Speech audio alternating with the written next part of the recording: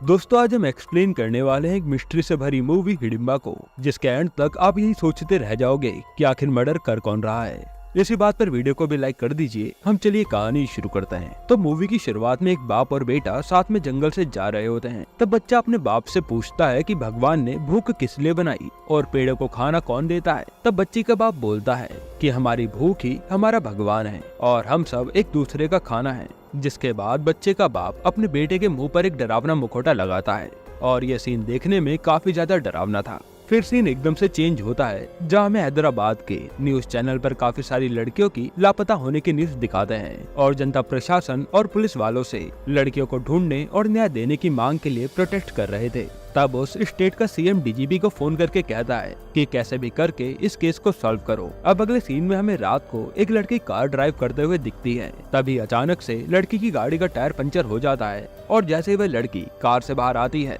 तो वहाँ एक डरावनी सी आवाज आती है, जिसके बाद एक आदमी बड़ी बेरहमी से उसका चेहरा गाड़ी पर मारता है और वह लड़की भी लापता हो जाती है। अब अगले दिन मीडिया वाले सीएम से 16 लड़कियों के लापता होने का जवाब मांगते हैं, जिनकी अभी तक लाशें भी नहीं मिली और उनके परिवार वाले सिर्फ पुलिस के चक्कर काट रहे हैं। सीएम मीडिया में फटाफट केस सॉल्व करने का आश्वासन देकर कहते हैं कि अगर वह कुछ भी ना कर पाए तो वह अपना पद छोड़ देंगे। तभी सीएम को एक और न्यूज मिलती है कि एक और लड़की लापता हो गई है और सीएम साहब कॉन्फ्रेंस को खत्म करके चले जाते हैं। उसके बाद हमें अभय नाम के इंस्पेक्टर को दिखाते हैं, जिसका इस मूवी में मेन रोल है। अभय एक जाबाज पुलिस वाला है जो कि लापता होने वाली लड़कियों का केस सॉल्व करने की कोशिश कर रहा है। अब डीजीपी साहब अभय को फोन करके मीटिंग में तुरंत आने के लिए कहते हैं और जैसे ही अभय अपने साथी कांस्टेबल रेड्डी के साथ डीजीपी के पास पहुंचता है, तब हमें वहाँ पर आद्या नाम की लेडी इंस्पेक्टर को दिखाते हैं, जो कि स्पेशली केरल से इस गंभीर केस को सॉल्व करने के लिए हैदराबाद आई होती है।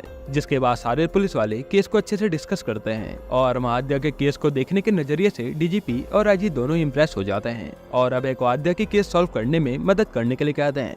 उसके बाद आद्या, अभय और उसकी पूरी टीम मिलकर उन गायब हुई 16 लड़कियों की छोटी छोटी डिटेल इकट्ठा करती हैं और उस एरिया के बड़े बड़े गुंडों से पूछताछ करते हैं, पर उन्हें कुछ भी नहीं पता चलता। ऐसे इन्वेस्टिगेशन चलते हुए 4 दिन बीत जाते हैं, पर आद्या और अभय के हाथ कोई भी क्लू नहीं लगता। अब आद्या जब केस के बारे में कुछ सोच रही होती है, तब किसी बात पर अभय की उससे बहस हो जाती है और वह अभय पर काफी चिल्लाती है। असल में उसे ऐसा लग रहा था कि अभय उस केस को लाइटली ले रहा है। उसके बाद अभय गुस्से में अपनी जीप से घर चला जाता है और उसे उसका पास्ट याद आता है, जिसमें हमें दिखाते हैं कि अभय की ट्रेनिंग के टाइम पर आद्या उसी के साथ थी। मतलब कि वह दोनों एक दूसरे को पहले से जानते थे और एक दूसरे से प्यार भी करते थे, मगर बाद में उनके बीच कुछ ऐसा हुआ कि दोनों एक दूसरे से अलग हो गए। अब अगले दिन आद्या केस के बारे में काफी गहराई से सोच रही थी, तभी उसे अभय की कही हुई एक बात याद आती है कि टेक्नोलॉजी कभी झूठ नहीं बोलती। तब आद्या साइबर सेल के ऑफिसर के पास जाकर गायब हुई लड़की के फोन के एक्टिव होने के बारे में पूछती है, जहाँ उसे दीप्ति नाम की लड़की के फोन का आईपी एड्रेस मिल जाता है, यानी कि किसी ने दीप्ति का फोन यूज किया है। आद्या अब अपनी टीम के साथ फोन की लोकेशन पर जाती है, जो कि एक फोन वाले की दुकान थी और उस चोर ने दीप्ति का फोन वहीं बेचा था। अब आद्या को किडनैप हुई लड़की का फोन तो मिल जाता है और उसे पता चलता है कि इस फोन से कार्तिक हॉस्पिटल में कई बार फोन किया गया है। मतलब कि किडनैपर और कार्तिक हॉस्पिटल का काफी गहरा संबंध है। अब अपने एक पुलिस वाले को भेजकर एक चिप के जरिए कार्तिक हॉस्पिटल के सारे कंप्यूटर को हैक करवा लेता है, जहां से अभय और आद्या को पता चलता है कि कार्तिक हॉस्पिटल में डार्क वेब के जरिए लोगों की इलीगल ह्यूमन ऑर्गन की तस्करी चल रही है। मतलब सारी लड़कियों के गायब होने के पीछे कार्तिक हॉस्पिटल का हाथ हो सकता है और शायद उन लड़कियों को किडनैप करके उनके ऑर्गन बेचे जा रहे हों। अब आद्या अभय को फटाफट वारंट लेकर अस्पताल के लोगों को पकड़ने के लिए कहती है, मगर अभय को तो पता था कि ये सब डार्क वेब के जरिए हो रहा है, तो सारी इन्फॉर्मेशन उनके वहाँ जाने से पहले ही गायब हो जाएगी और हो सकता है कि इसमें तो बड़े बड़े पॉलिटिशियन भी शामिल हों, जो उस हॉस्पिटल को कुछ होने ही ना दे।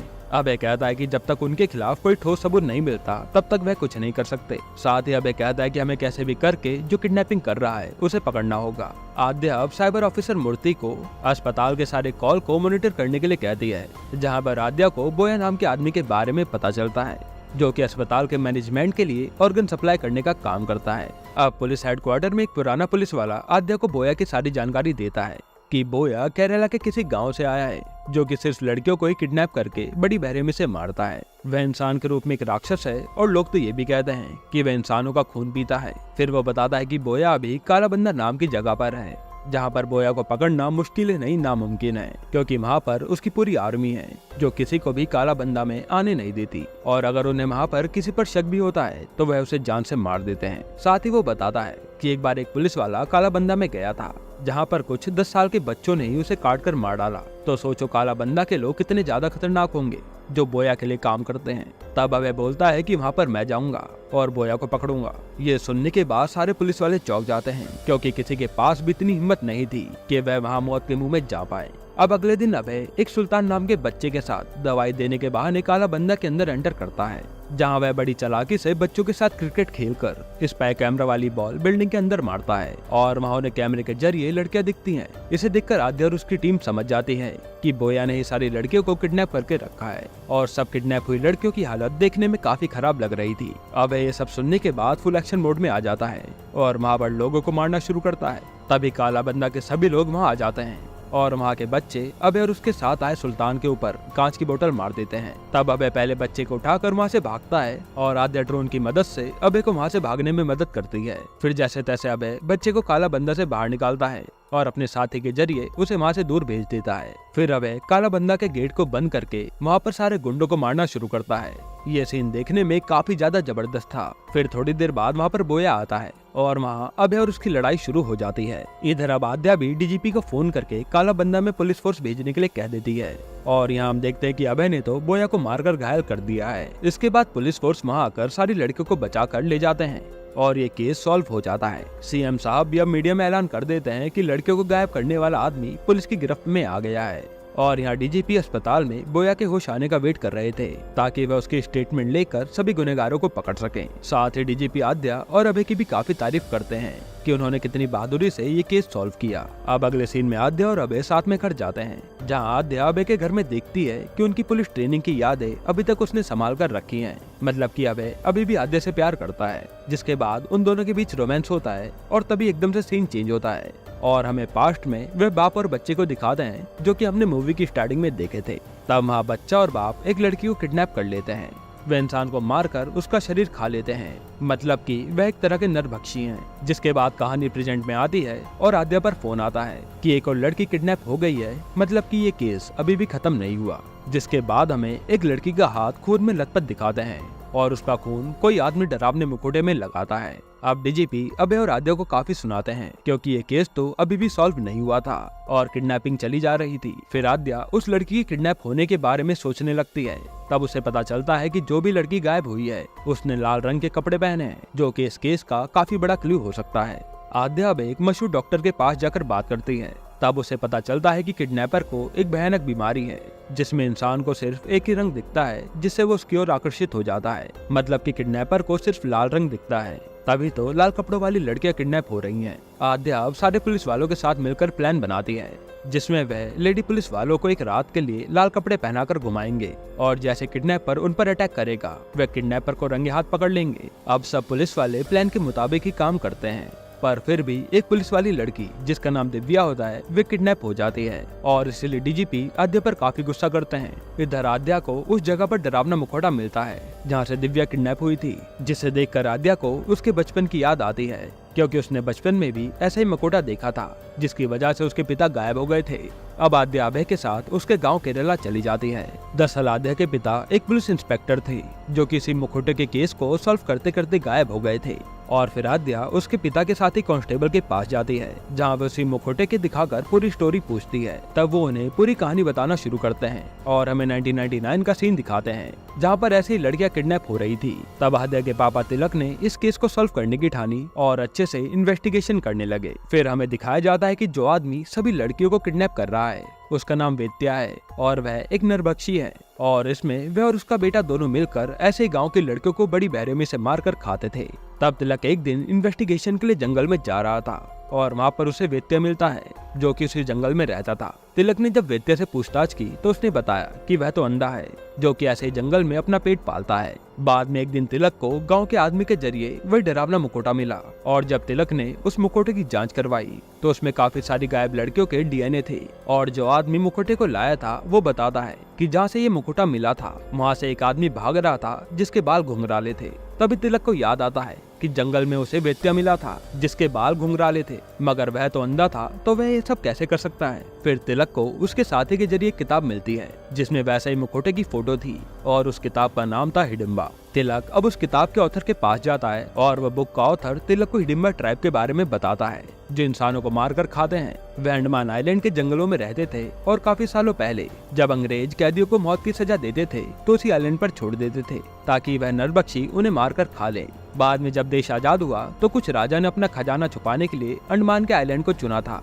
और उन ट्राइब के लोगों को गोलियों से मारकर खत्म कर दिया। तब सारे ट्राइब के लोग तो मर गए, पर कुछ हिडिंबा के लोग बचकर आइलैंड से भागकर केरला के जंगलों में चले आए जहां उन्होंने एक औरत को मारकर खाया। तब उस गांव के लोगों ने उन ट्राइब के लोगों को पेड़ से बांधकर जला दिया और ये हिडिंबा ट्राइब आखिरकार खत्म हो गई। लेकिन कहा जाता है कि शायद उस ट्राइब से कोई आदमी जिंदा बच गया था। तिलक को अब समझ आता है कि वेत्या ही हिडिंबा ट्राइब का आदमी है जो कि अभी भी जिंदा है और वही सबको मारकर खा रहा है। फिर तिलक ने सारे ऑफिसरों को जंगल में आने को कहा और वेत्या को पकड़ने के लिए जंगल की ओर निकल गया जहां उसने पहले तो वेत्या के ठिकाने पर जाकर तलाशी की। तभी वेत्या ने एकदम से तिलक के ऊपर हमला कर दिया और धीरे धीरे तिलक को मारकर उसकी बॉडी खाने लगा। उसी समय तिलक ने मरते मरते वेत्या को गोली मार दी और खुद भी मर गया। पुलिस ने भी वह केस वहीं पर दबा दिया ताकि ये बात आद्या के परिवार से छुपी रहे और गाँव वालों के बीच भी दहशत न फैले। अब मूवी में हमें वेत्या की स्टोरी दिखाते हैं जो कि हिडिंबा ट्राइब का इकलौता आदमी बच गया था। उसने गांव में नॉर्मल आदमी की तरह रहकर एक लड़की से शादी करी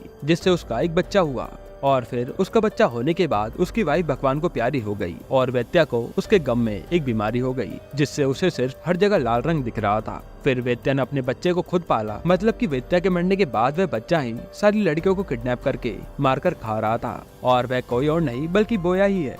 तब एकदम से बोया की अस्पताल में आँख खुलती है और वह अस्पताल से बचकर भाग जाता है और फिर वह एक आदमी को मारकर उसका खून चाटने लगता है। यहाँ आद्या को भी अपने डॉक्टर से पता चलता है कि बोया को भी वही खतरनाक बीमारी है जो कि शायद उसे जन्मजात मिली है। तभी वहाँ पर अभय और आद्या पर कुछ गुंडे हमला कर देते हैं, पर अभय उन सारे गुंडों को धूल चटा देता है। अब अभय आद्या को बोया के स्कूल में भेज देता है ताकि आद्या वेत्या के बेटे के बारे में पूरी डिटेल निकाल सके और आद्या स्कूल पहुंचकर बोया के उसके बाप से बायोलॉजिकल रिश्ते वाले एविडेंस ढूंढने लगती है जिसकी मदद से वो बोया तक पहुंच सके।